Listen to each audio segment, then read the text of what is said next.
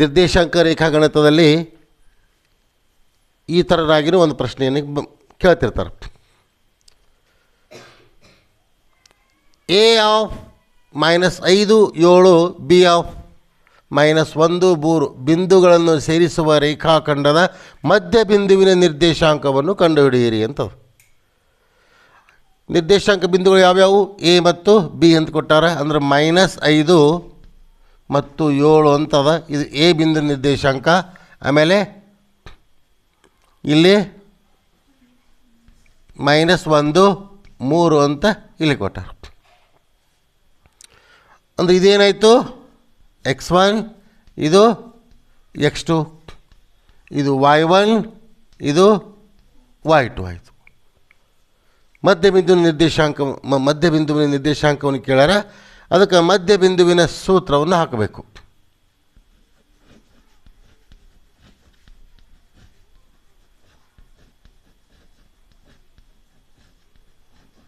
ಮಧ್ಯಬಿಂದುವಿನ ಸೂತ್ರ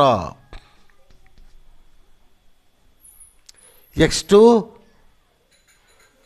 plus x1 x2 plus x1 upon 2 ಆಮೇಲೆ y2 plus y1 upon 2. ಇದು ಒಂದು ಸೂತ್ರ. ಈ ಸೂತ್ರಕ್ಕೆ ಬೆಲೆಯನ್ನು ಆದೇಶ ಮಾಡಿಬಿಟ್ರೆ ನಮ್ಮದು ಪರಿಹಾರವನ್ನು ಸಿಗ್ತದೆ. ಅಂದಾಗ x2 ಅಂದರೆ ಎಷ್ಟು? -1 ಪ್ಲಸ್ x1 ಅಂದರೆ ಎಷ್ಟು? -5 ಅಪಾನ್ 2. ಆಮೇಲೆ y2 ಅಂದರೆ ಎಷ್ಟು? 3 ಪ್ಲಸ್ y1 ಅಂದರೆ ಎಷ್ಟು? 7 ಅಪಾನ್ 2 ಈಕ್ವಲ್ ಟು -1 ಡಬಲ್ ಚಿಹ್ನೆ ಇದಾವೆ. ಚಿಹ್ನೆಗಳನ್ನು ಗುಣಾಕಾರ ಮಾಡಿ ಸಿಂಗಲ್ ಮಾಡ್ಕೊಂಡ್ಬಿಡ್ಬೇಕು.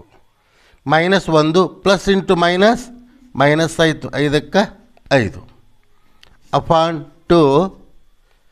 ಇಲ್ಲಿ 3 ಪ್ಲಸ್ 7 ಅಪಾನ್ 2.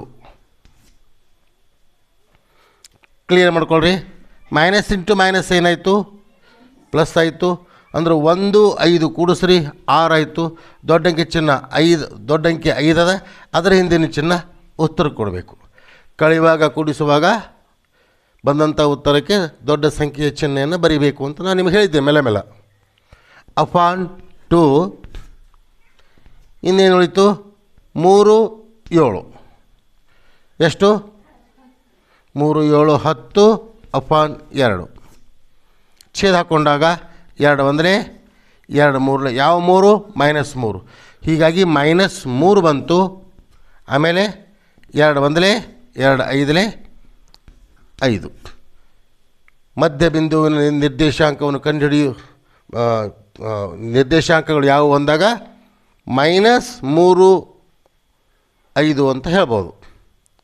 ಅಂದರೆ ಮಧ್ಯಬಿಂದುವಿನ ನಿರ್ದೇಶಾಂಕ -3 5 ಅಂತ ಬರೆದುಬಿಟ್ರೆ ನಮ್ಮ ಉತ್ತರವನ್ನು ಮುಗಿತದೆ. That's all.